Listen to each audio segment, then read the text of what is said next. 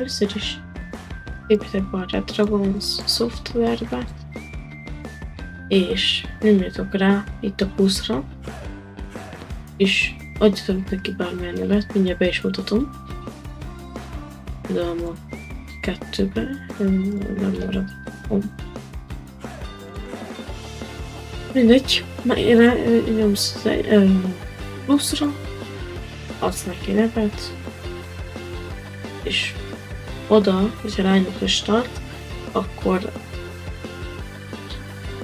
be kell például írnotok azt, hogy ez van, hogy hát amikkel buildeltek, vagy mentek, ugye.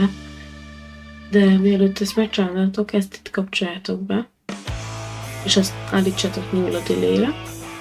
Így, hogyha például megnyomjátok duplavit, akkor ki fogja jelezni a 0 delay-t, és ezzel nem is kell foglalkozzatok nagyon, csak lehet tudni, hogy 0 delay-etek van, azzal már beírjátok. Én például nekem van a V, A, S, D, X, C, B, E, Q, Shift, Enter, ugye Backspace, ugye a törlök, F betű, G betű, H betű, J betű, és így ennyi.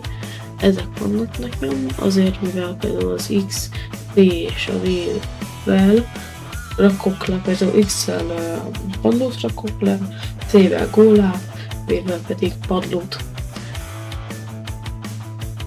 Alatt az csak, hogyha megnyomom a Q betűt, egyből lerakja, úgyhogy ez nem kellett. Így be van állítva a szám. E betűre editelek, ugye a Q betű, Enter, utás ugye a L-shift, az Enter az Enter, most másra nem használom. Ez ugye a Backspace, nem szoktam használni, csak gépelésre. F-et nem szoktam használni nagyon. G betűt felvevésre használom, H betűt ugye a falnak a hillelésére, J betűt pedig semmire sem használom. Hogyha